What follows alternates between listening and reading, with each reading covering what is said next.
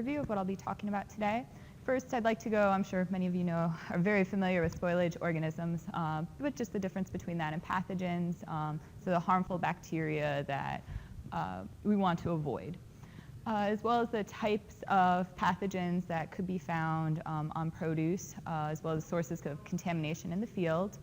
And then I'd like to just take a little segue into logarithms and bacterial survival. This is how researchers are going to present their data, whether it be if it's through a sanitizer and it's a log reduction. So I just want to communicate that with you so it's better understood as to what researchers are talking about with that. And I'd like to move into talking about indicators versus pathogens and how we use indicators to help us determine if there could be a problem and if there's a potential pathogen on the food. I'd also like to talk about the Food Microbiology Risk Reduction Program that's at Rutgers, as well as conditions that help support bacterial survival or even growth on produce. And then I'd like to just finish with a little talk about microbial modeling. This is something that Dr. Schaffner really promotes in his lab. So I'm doing a modeling and assessment for Salmonella on tomatoes. So I just want to talk about a little how that could be very beneficial to you. All right, so first, like I said, I'm sure everyone's very familiar with spoilage organisms. And of course, we know they cause undesirable odors or textures. What's important is you're going to know if something's been spoiled by any of these organisms. They could be molds, such as penicillium, yeast, such as Saccharomyces, or bacteria, such as Pseudomonas or lactic acid bacteria. Now, on the other side, we have foodborne pathogens, and unfortunately, unlike the spoilage organisms where you know the food's not good anymore, you have no idea that the salad you just consumed for lunch actually contains salmonella in it until a couple days later when you're not feeling very well. So unfortunately, it's not detectable. It's not going to change anything about the food, and unfortunately, typically, you need to send it out to a laboratory for special testing to know if there was anything on the food. There's nothing you could really do on the farm to know if you had any pathogens on your produce. So, of course, some very common examples are Salmonella, Escherichia coli 0157H7, and Norovirus. Now, the incubation period, so the time it takes for you to consume whatever pathogen it is, until you start feeling the symptoms can vary between several hours to a week. But all of them you're going to get your typical gastrointestinal symptoms such as diarrhea, vomiting, fatigue, potential fever. And these symptoms, depending on the pathogen and the person, could last anywhere between 1 to 7 days. It's estimated by the CDC that it causes about 9.4 million illnesses. And it's because of these pathogens, they were on food and consumed. These pathogens cause actually many more, I think like almost 30 or 40 million illnesses, but 9.4 of them are directly related to food consumption. And unfortunately, they cause about 1,300 deaths in the US per year. All right, I know I already talked kind of about molds, yeast, and bacteria, so I'd like to just talk about some of the microbes that are we're concerned with that can cause harm. So bacteria is one of the main, we have 3 main ones: bacteria, parasites, and viruses. So bacteria are just small prokaryotic cells. They're some of the most simple cells.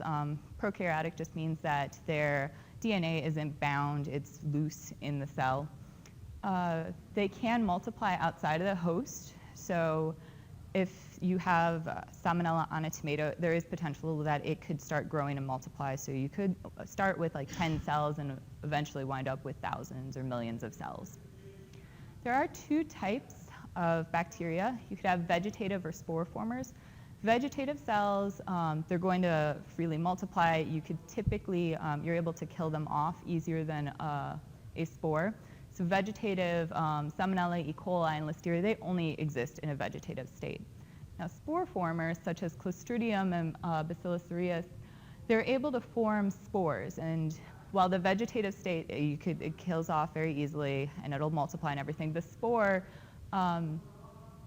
it's very, very resistant to any stresses such as heat and sanitizers. Now, the spore itself isn't going to start multiplying, but when conditions are favorable, so if you had, unfortunately, spores on a piece of lettuce that went through some sort of sanitation step, after it comes out of the sanitizer and potentially in the fridge or something, it's going to it's going to be able to tell there's no more chemical sanitizer. I could come out as a vegetative cell now, and you could get growth. So the burden of illness for bacteria is about 3.6 million per year. Right. Viruses are small. Typically, I know there's some debate, but typically they're not thought of to be as living, though they do contain DNA. One really important difference between them and bacteria is that they do need us to replicate. They can't do that on their own. So until they get into your body, if there's norovirus on this chair right here, it's just gonna, it can die off, but it's gonna just be there. It's not gonna multiply or anything like that. It needs to actually be in a person in order to create more copies of itself. Norovirus and hepatitis A are pretty common examples of this, and they do cause more illnesses than bacteria per year, about 5.5. I'm sure many of you have heard norovirus for like cruises and buffet lines. That's a very common. It's typically transferred from people mishandling food. Parasites don't cause as much illness, only about 250,000 per year, but that's still significant. They are a unicellular eukaryote, so kind of a step up from bacteria. But like viruses, they do need a host to multiply. So some examples of this are Cryptosporidium and Cyclospora. A lot of times these are going to be associated more with water, but I'll get into some outbreaks in a little bit because of course we can have contamination because of the water being used on the crops or in the wash waters and whatnot. Right. So molds and prions, and we know molds are definitely a very important spoilage organism, but thankfully for human concern, they're not a very big contender. Some molds do create mycotoxins, and there's several different kinds, with aflatoxin being the main concern for human health.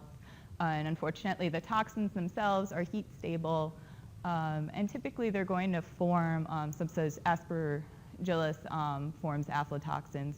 They're going to do this if grain is stored improperly, if the environment's moist, and so it'll unfortunately form the aflatoxins, and that's how people can get sick then. Prions, thankfully, aren't really a concern. In the US, they're small infectious particles that are going to cause the misfolding of other prion proteins, typically in the brain. So of course, I'm sure many of you have heard of mad cow disease, and just the human version of that, it's Creutzfeldt-Jakob disease. I just wanted to point out that it is a potential problem, but thankfully in the US, it's not an issue. All right, so these are just some of the outbreaks that the CDC has reported over the past couple of years. The CDC typically looks at larger outbreaks that are multi-state, so that's just what some I have up here. And I just want to point out the variety of microbes. So we do have a lot of bacteria, but we also see a virus, a parasite, and then just the variety of bacteria that we have. We see Salmonella and E. coli last year had caused outbreaks due to alfalfa sprouts. You could see hepatitis A, it was on frozen strawberries. Cyclospora was on cilantro. And of course, we see the large variety of food here too. So unfortunately, no fresh produce is really immune to potential contamination of these harmful microbes. Right. So sources of contamination on the farm, a lot of times, at least researchers will focus a lot on soil as well as water. So the irrigation water, of course, it's important. If it's contaminated and you're spraying it on your crops are going to have whatever microbe was in that on it. And of course, you can't just think about irrigation water. If you have any flooding in your field, that could be a potential cause. Any rain runoff, if you're unfortunately downhill from the cow farm and rain's coming down through your fields, it could potentially be bringing in manure from that farm. And then, of course, any soil amendments in the field, if you're treating with raw manure and don't properly wait the amount of time you have to, or if you use compost on your field and that wasn't properly composted, you could be, of course, introducing pathogens to your field. Human and animal feces could also be a concern, which is, of course, why it's very important to make sure your workers know proper hygiene. And it's very difficult, I know, to control animal feces. You can't really stop the birds from flying overhead. And then you could also have insects acting as vectors from untreated manure to your plants, bioaerosols, and you could also have fungi or nematodes act as vectors. That's not really, we see it as common, but it could happen. Some research has also shown you could have internalization so the bacteria could come up the root system and into your plant, but thankfully it seems like when that has happened in a lab, it's very forced. You have to have a very, very high level of bacteria, and that's typically not seen in the field, so that isn't thankfully too much of a concern at the moment. All right. I'd like to just talk about a little bit how researchers typically report data. So we like to do, we use the term CFUs, which is a colony forming unit. What that just means is if we take a sample and we put it on an agar plate because we want to know how much bacteria was on that plate, we're going to see these nice colonies growing. Now this colony contains millions of cells. However, it started off as just one cell because we plated this, we spread out the sample. So that means that we could easily count these, and if there were, say, 200 cells on that plate, 200 colonies, we know that there were only 200 cells on whatever product we were sampling. Now, we like to do log CFUs because that's going to give us a more linear reduction. Whereas when I use the CFUs, we see more of an exponential curve here.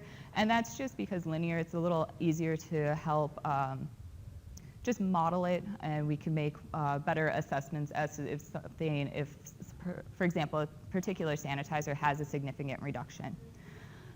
All right, when we talk about one log CFU though, because it isn't a log, it's on a basis of 10, so it's 10 times. So if we start with 1 million cells and we have a 1 log reduction, that goes to 100,000 cells. A 2 log reduction is going to be 10,000 cells, and a 3 log is going to be 1,000. Also kind of a fun point, I'm sure everyone hears the commercials for like Clorox and stuff, and they boast a 99.9% reduction. They're actually talking about a 3 log reduction, which is big, but if you're starting with 1 million cells and you still have 1,000 cells on the surface, that could still potentially be harmful. Right. So unfortunately, pathogens, well, I guess fortunately, typically if we don't find them, if we do, they're at smaller concentrations. So it's easier to use an indicator organism to look for pathogens. And indicators do exactly what the name suggests. They indicate potential contamination and that pathogens may be present. And of course, pathogens are just there to make you sick. Some examples of indicators are just coliforms or fecal coliforms. This is typically going to tell you if you're testing soil, water, or some sort of produce, if contamination could have occurred from some sort of, like from feces or something like that. And of course, as I talked about pathogens, just some examples of that would be E. coli, Salmonella, and Listeria. Now, characteristics of indicator organisms is that they should survive longer and in higher concentrations than pathogens, because like I said, those are found at lower concentrations, if at all. And typically the process to isolate pathogens, it's a little more time intensive. I'll get into the project we do at Rutgers, but it could take us a week to decide if a pathogen was present in a food, whereas for the coliforms, we're going to have an answer in a day or two. And so they're much easier to isolate.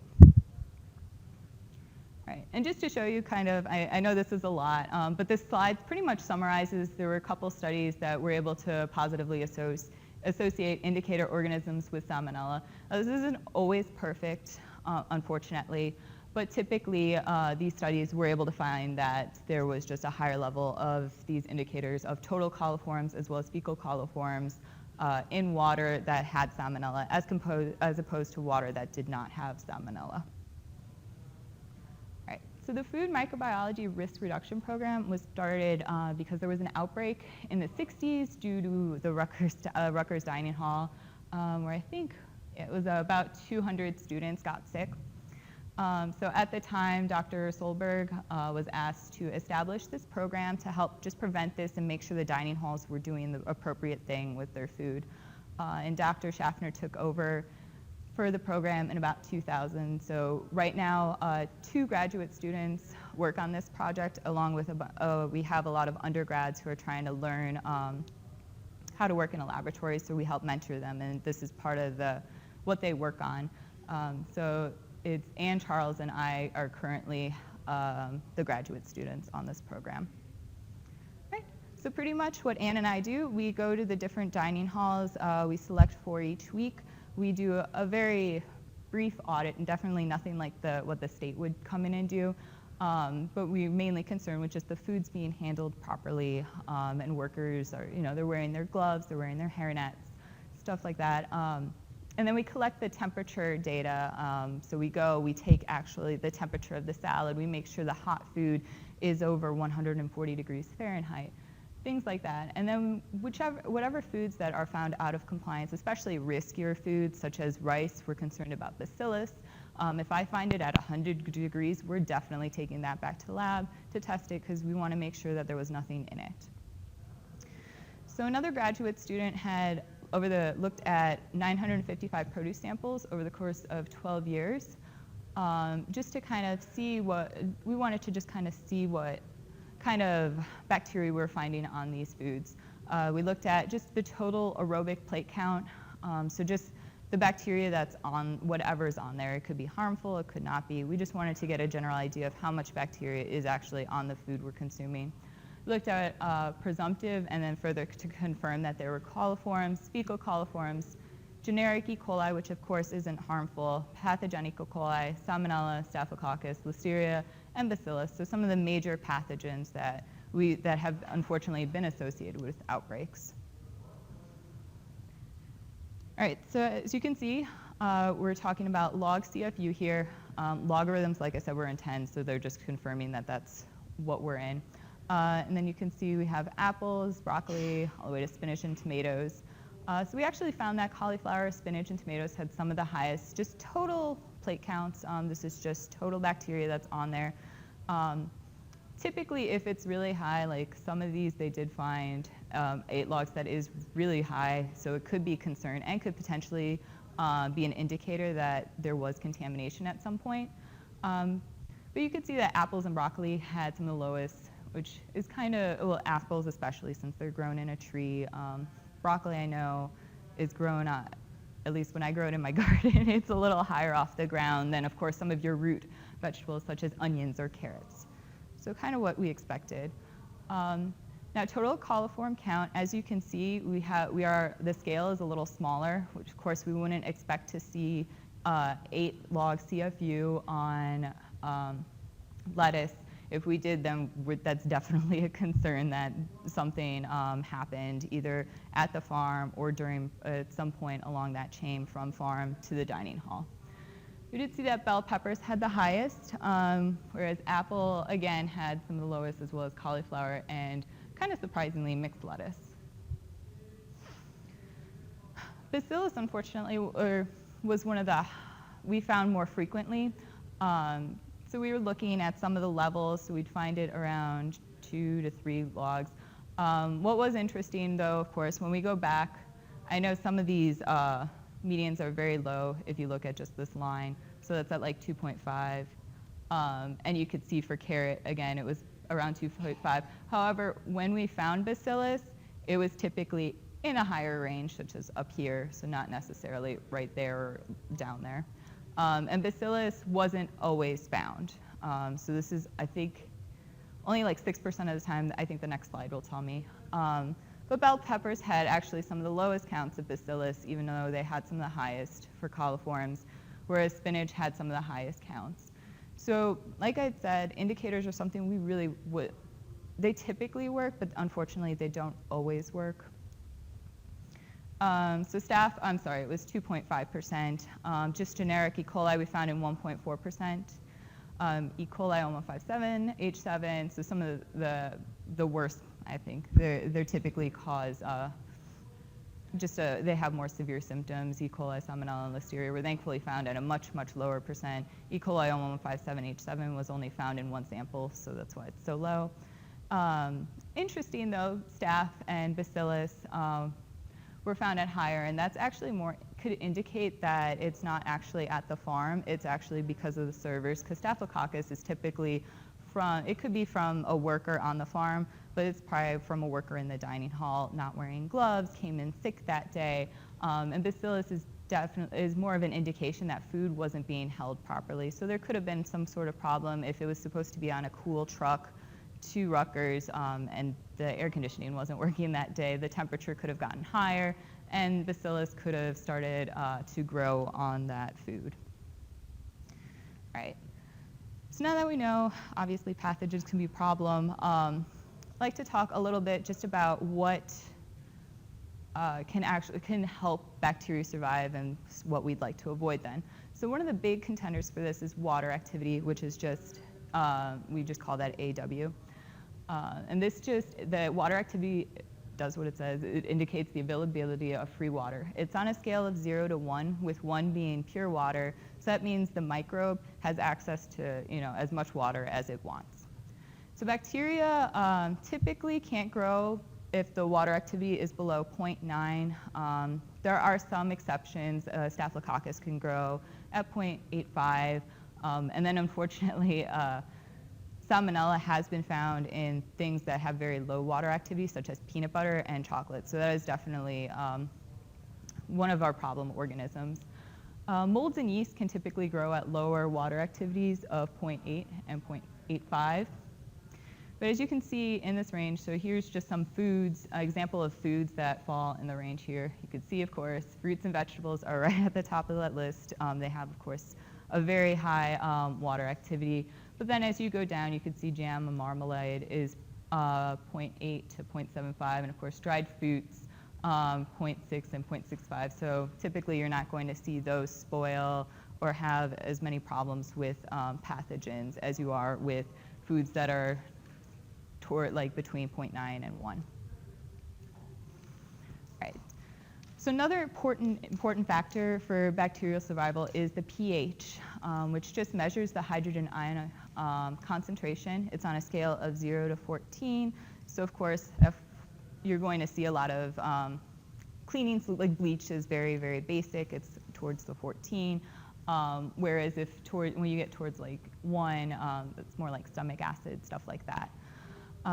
And for fruits, as you can see, we have lemons at 3, apples, that's going to be important a little later on, it's still close to 3, but then you could see like milk and corn, that's more basic.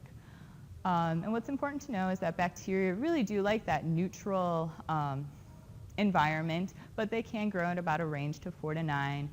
Molds and yeasts are a little more hardier again. They could survive in slightly more acidic environments than bacteria.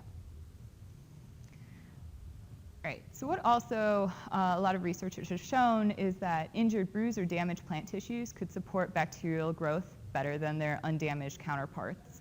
And I'd just like to go into 2 studies, one about cut lettuce and one about bruised apples that just kind of show that that is the case.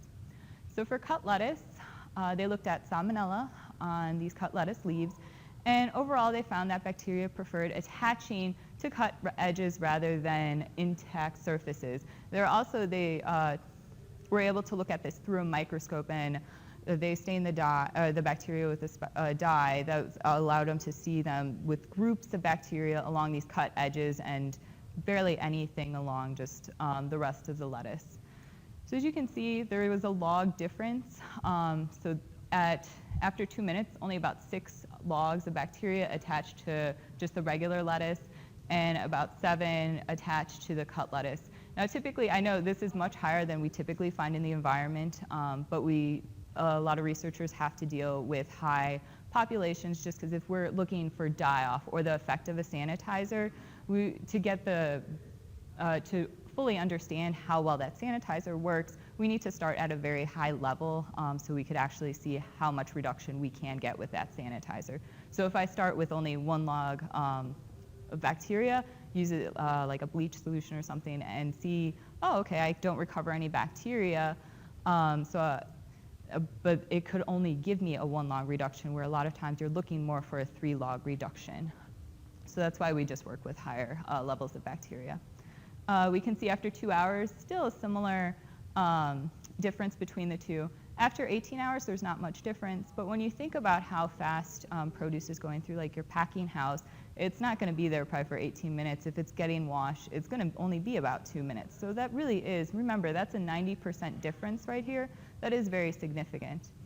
They also found that they had greater reduction on chlorine against Salmonella on intact leaves than cut leaves. So again, that's just right here. And they allowed the bacteria, though, to attach for 2 hours. So that's just what that means. They didn't treat it for 2 hours. All right. So for bruised apples, this one study found that in 4 out of the 5 apple cultivars, bruising led to an increase in E. coli 0157H7 as compared to the unbruised counterpart. What was interesting was that they wanted to understand better why that was the case. So they looked at the pH as well as the Brix level, just the level of sugar in the apples. And they found that bruised apples, if you remember, an unbruised one, pH around 3, had a higher pH. I mean, it's approaching more of that neutral zone. So bacteria are going to be happier surviving there. And Brix value, with a lower Brix value, that means there's less sugars. And actually, sugar and salt will both, the more sugar or salt there are in a system, the less free water is available. So it'll actually kind of just, not absorb, sorry. It'll just, some of that, it won't be free to the bacteria though. So a lower Brix value with less sugar means all of a sudden there's more water available to the bacteria. So once again, it's going to be happier. All right, so the last part I'd like to discuss is quantitative microbial risk assessment. So this is a lot what we do in Dr. Schaffner's lab. And it looks at just different mathematical models. We look at hazard identification, and that's simply just deciding which pathogen we want to look at what food. So like my example of what I've been doing, I'm looking at Salmonella on tomatoes. Then you look at hazard characterization, how that hazard, so in my case Salmonella, is going to behave on tomatoes under different environments.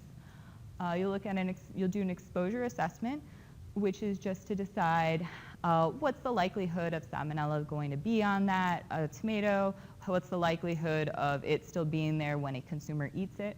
And then the last part of a risk assessment is the risk characterization, and that just combines everything and is going to tell you, all right, if there was this level of Salmonella at this prevalence, what's the likelihood of this many people getting sick?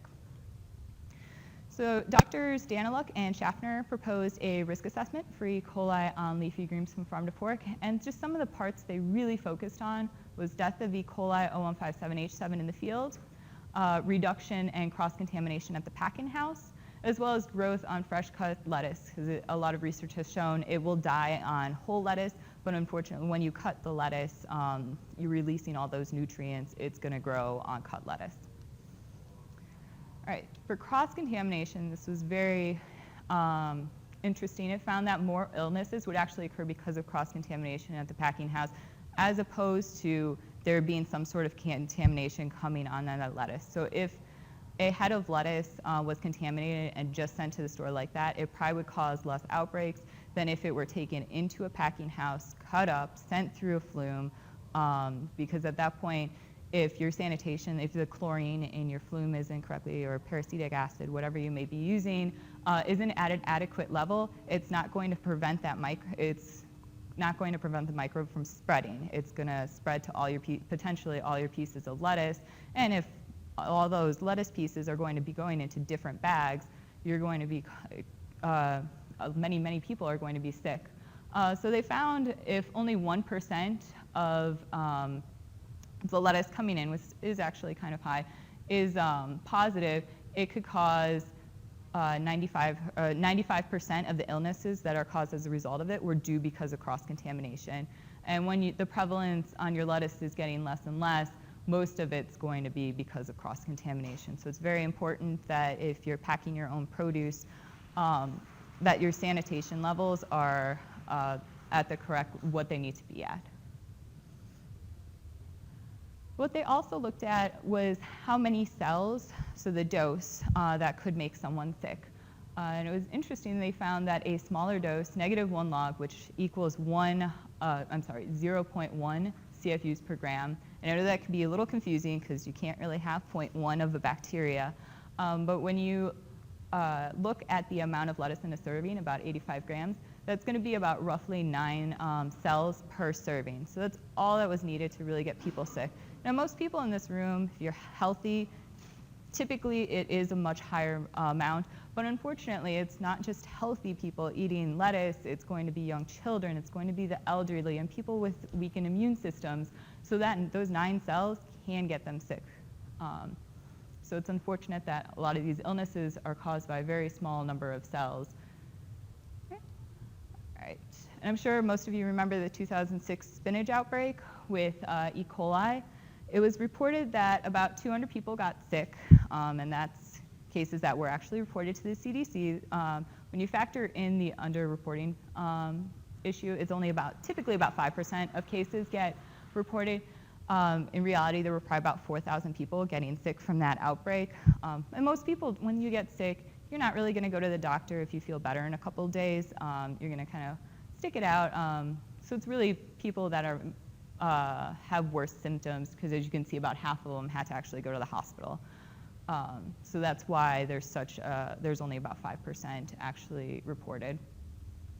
So when researchers went into the field to try to figure out where this E. coli came from that caused this outbreak, they found a lot of feral swine in the area. So it was evident that there was probably contamination from these swine. And then we used just a dose-response model that was published by Cassin and E. coli. This one was for beef hamburgers, but you could still use it for different types of foods. So when we looked at that, looked at like, okay, how much of E. coli was in the sample, in the fecal samples, and how many people would have to actually consume this to get those 4,000 people sick, and we wanted to determine how many pounds of feces could actually do that. And it was very startling to see that you didn't actually need that many pounds of feces. At 2.5, pretty much anyone who ate the spinach was going to get sick. At about 1, you only needed about 40,000 people to eat the spinach to get those 4,000 sick. As you see, as it got lower, you needed many more people. But 1 to 2 pounds, that's not a lot. And this, of course, could have happened. They would mechanically harvest their spinach. They could have picked up that fecal material very easily. So pretty much what I just want to end with, food safety, it's very, very important. I'm sure as a lot of you know, especially like with the cucumber outbreak and everything, that affected cucumber sales for everyone, not just the farm that sold the contaminated cucumbers. And unfortunately, only a little bit has to be contaminated in order for an outbreak to occur.